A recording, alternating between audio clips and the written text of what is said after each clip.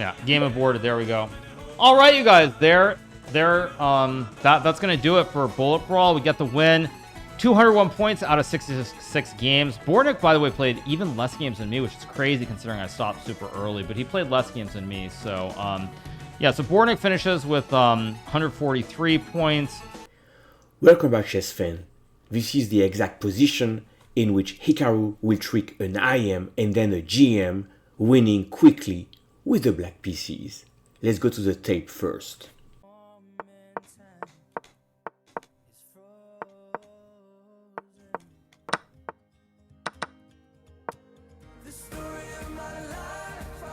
It's actually a very funny idea. I've worked out H1. Wait, what? Lolly mates? There we go. What a way to finish. Okay, that's a good way to finish. This is actually funny. This is just dead lost after bishop f1. Because here, if you take with a rook, there's queen h3. And so if you move, you get checkmated on h1. You move the bishop, you get mated on h2. You push the pawn, I mate you on h2. So after bishop f1, the only move is to play bishop f3. And I think queen h3 is actually... Oh, no, queen h3 doesn't work here? I thought queen h3 is a move. Maybe I've got my lines wrong. Okay, maybe it doesn't quite work. But whatever, it's bullet chess, it works. So we'll take those. And now we finish analyzing the first game. Let's see a second example, also super impressive.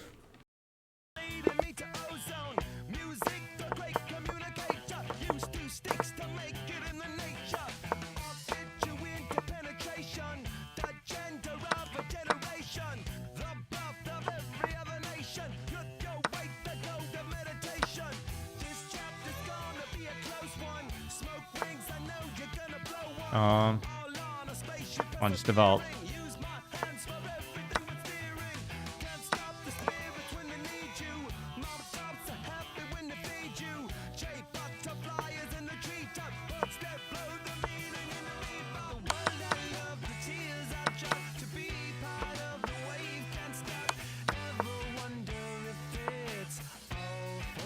Is G5 a move here? Looks like a move.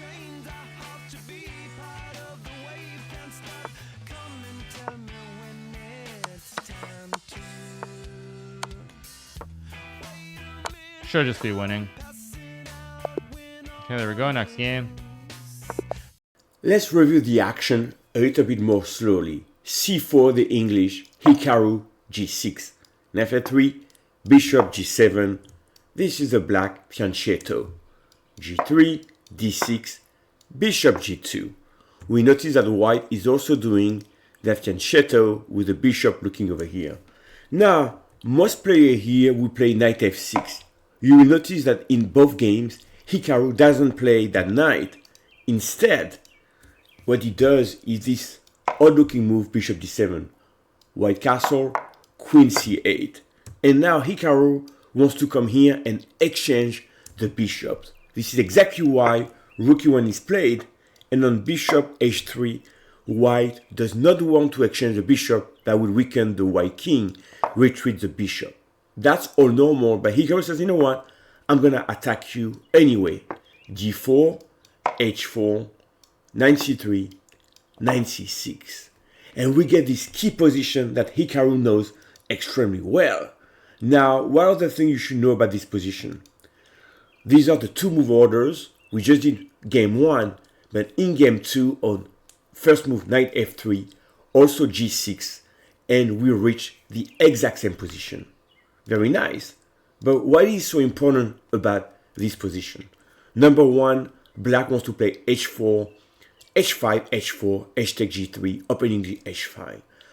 Black is aggressively doing Queen C8 and Bishop H3, trying to exchange the bishops and go for a kill on the king's side. Number 3, Bishop G7 and Knight C6 are putting pressure on the center, namely the D4 pawn. And last thing you should know on these positions, the knight on G8 hasn't moved, giving power to the bishop on G7 to line up against the white center. Alright, now that we've done that, let's see how the game unfolds, right? So in here, there's a couple of moves possible, and white goes for the more direct D5, attacking the knight. Knight moves, they chop the knight, and now bishop E3.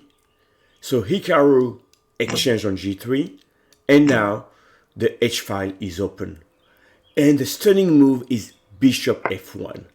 What a move! Well, if white were to take like that, we get the bishops, and here, the main idea, the queen goes all the way to h3, the king is chased, and here, many moves. You can take on g3, that would work, or you can simply take rook h2, threatening queen g2, the knight may come here. This is not survivable for white.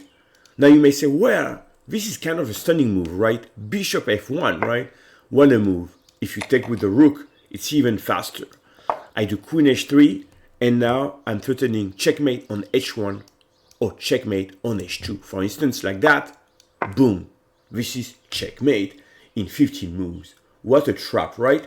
Over here, if you do check, you don't care. Move the king over here, and you still have the threats, right? So the only move that white did not find in this position was to play bishop f3. And believe it or not, queen h3 doesn't work here, and white has to find this move. And everything is protected. For instance, if you do queen h2, then you lose the bishop, and you don't have checkmate because the king is protected. So on that move, you will have to move back the bishop and play knight f6. At any rate in the game, white panic f4, and here beautiful check and resignation. On this move, the queen comes in, and we have checkmate on g2, the lowly checkmate. And if white were to escape with the king, here we simply do check. Now, if the king eats over here, we know the pattern, check, checkmate. And if on check, the king moves here, we have bishop g2, right? The king has to go back. We give a check like that. The king has to go back anywhere. And here, simply queen h3 again. Boom, boom. There's no way to stop all the threats here. And black should resign.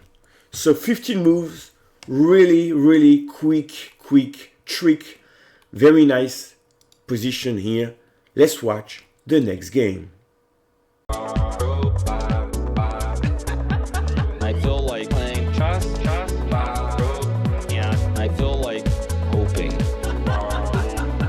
In the next game, we're gonna see the exact same position against a very strong grandmaster for Denmark.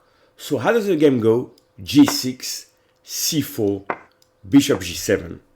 We have again the fianchetto looking over here. Knight c3 now, d6, g3. Most players here will play knight f6. Sorry, not like that. Knight f6. But in this case, Hikaru is trying to develop the other knight and now doing bishop d7. The idea, queen c8, bishop h3. Castle, queen c8. And now white doesn't want to exchange the bishop, so play rook e1. So that on bishop h3, the bishop retreats on h1. Now we play h5, d4, and now we play h4. One thing I want to mention is what would happen if white were to take. This is a blunder, and you win even quicker take, because on take, we have queen g4, and we have checkmate on the next one. So that's not very good. In this position, again, the best move will be bishop f4, and you will simply do like that. And on d5 here, you have the great move e5, right? And this is great. On this one, you take, and this is a beautiful position like that. And you will be very happy to play this mess with the black pieces. A complete mess, everything is attacked, but in this crazy position, black is fine.